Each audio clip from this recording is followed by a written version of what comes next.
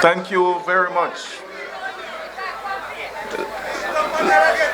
Let me, first of all, thank all of you who have made it here at the Douglas Childs Airport to welcome me back home. I want to recognize the Deputy Prime Minister, Honorable Reginald Ostry, and my cabinet colleagues, and also my parliamentary colleagues present. My wife and my family who are here, especially invited guests, our dear father who prayed for us, and our dear pastor, and also His Excellency Hubert Charles. I want to say to you a heartfelt thanks to all of you for your continued demonstrated support, prayers, and above all, your love. I give you this assurance, again, that my absolute commitment is to you, the people of Dominica. And I shall continue to do everything possible, with the help of God, to seek to make life better for every single family in Dominica.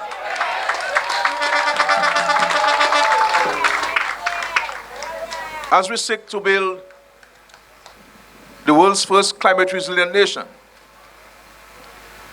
that whole concept of resilience is centered around you, the people of Dominica. It's to ensure that we can place you in a better situation than we were when Hurricane Maria came. This is why we shall continue to spend millions in building better homes for you, the people of Dominica. 5,000 homes to ensure that every single family in Dominica can have a decent and safe home to call their home. And that commitment to you, my dear brothers and sisters, is firm. And we shall continue to implement that strategy. My acceptance of this award by Duquesne University, which is 140 years old this year,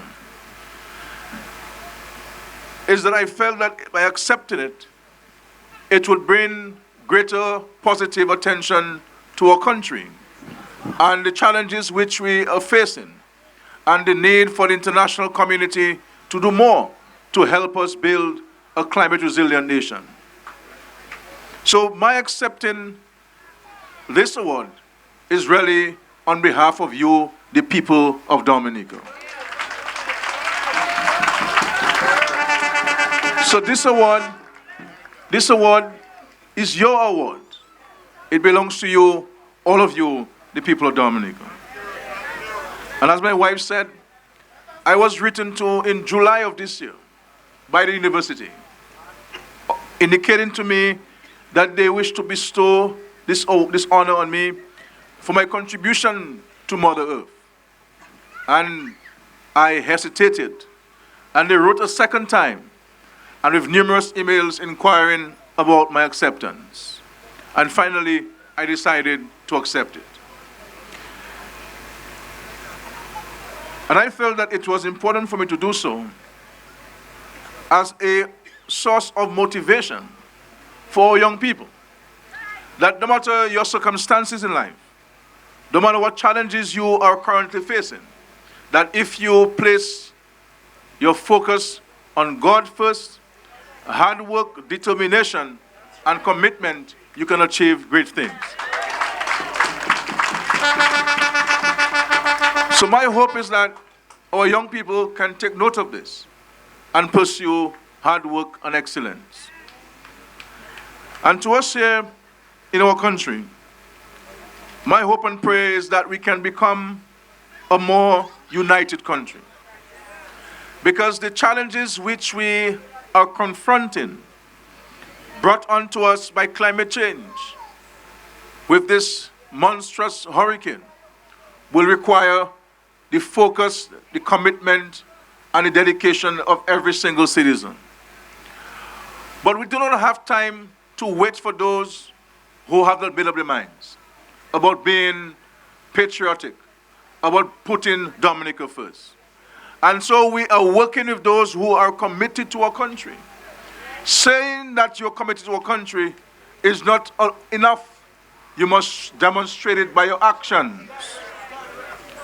And if every time you have an opportunity to do something for your country, it is something negative, then you are bad news for our country.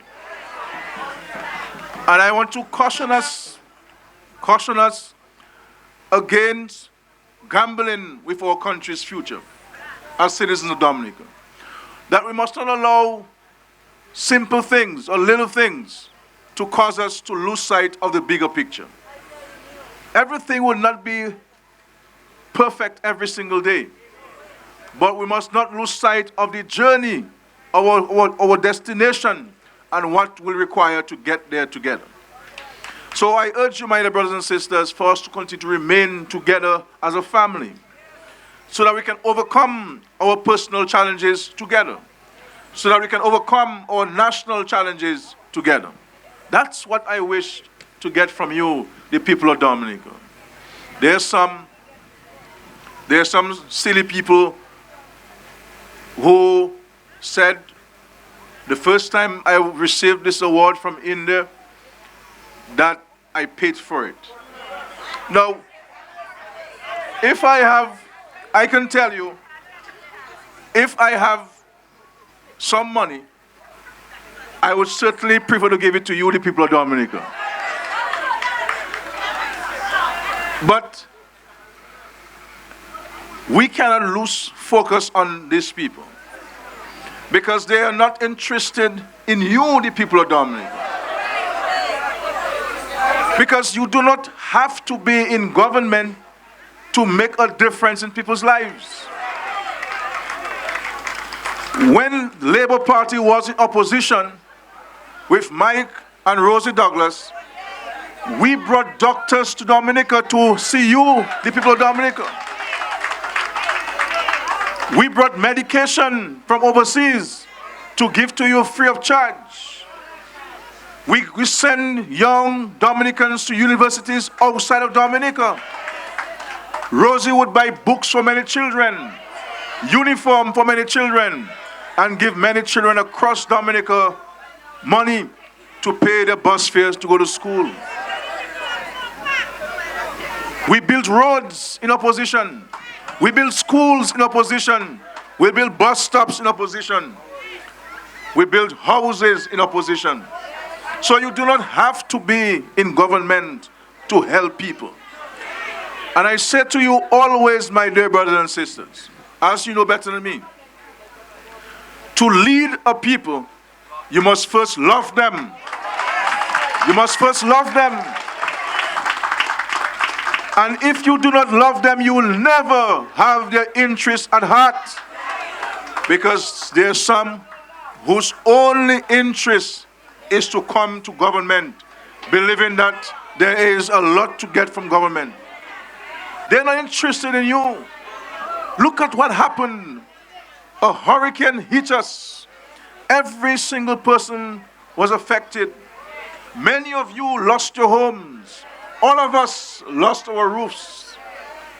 And not one tin of sardine you could give somebody and tell them, look for their breakfast.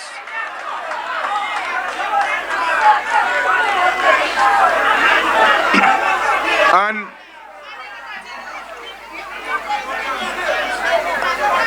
I was out, as you know, for a few days. I was out for a few days, and I heard they have set a date for elections.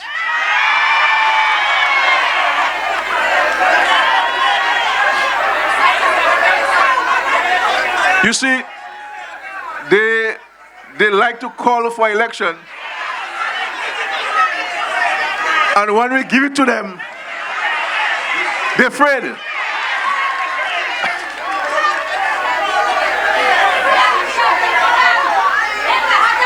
But tonight we're here.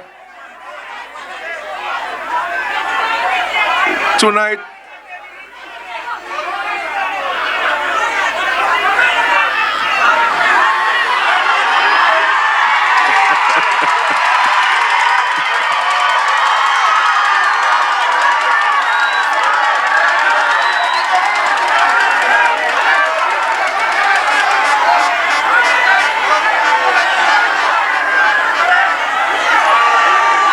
My friends, I will say to you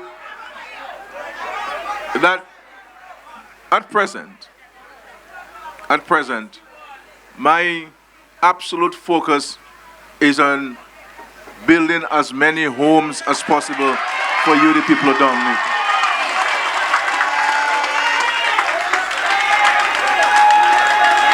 To make life better for all of you.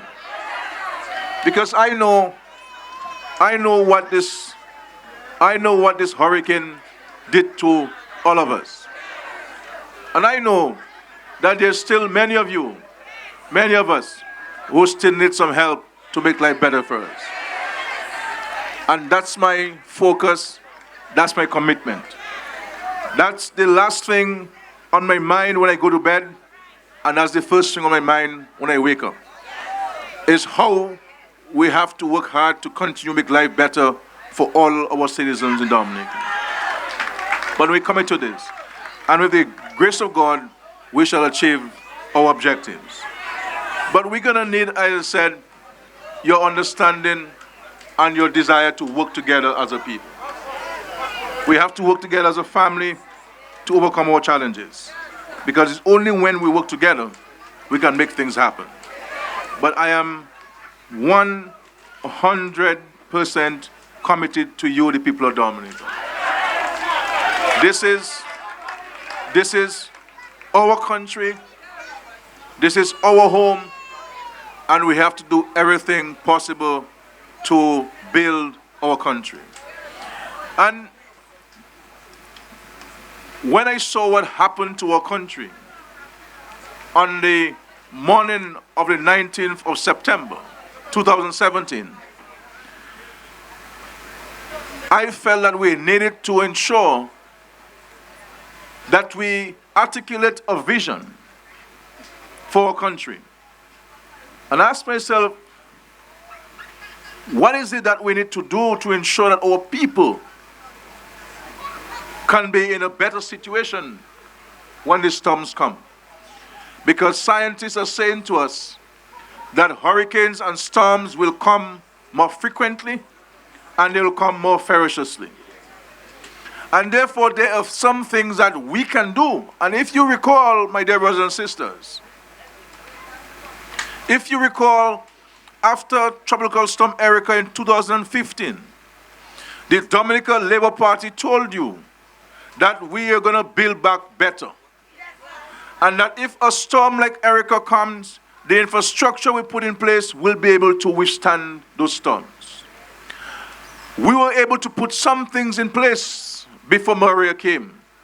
You recall, we were criticized for the West Bridge in Roseau. We were criticized for the West Bridge.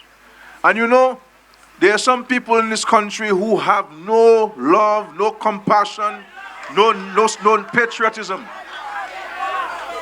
And you know, with all what happened to us, with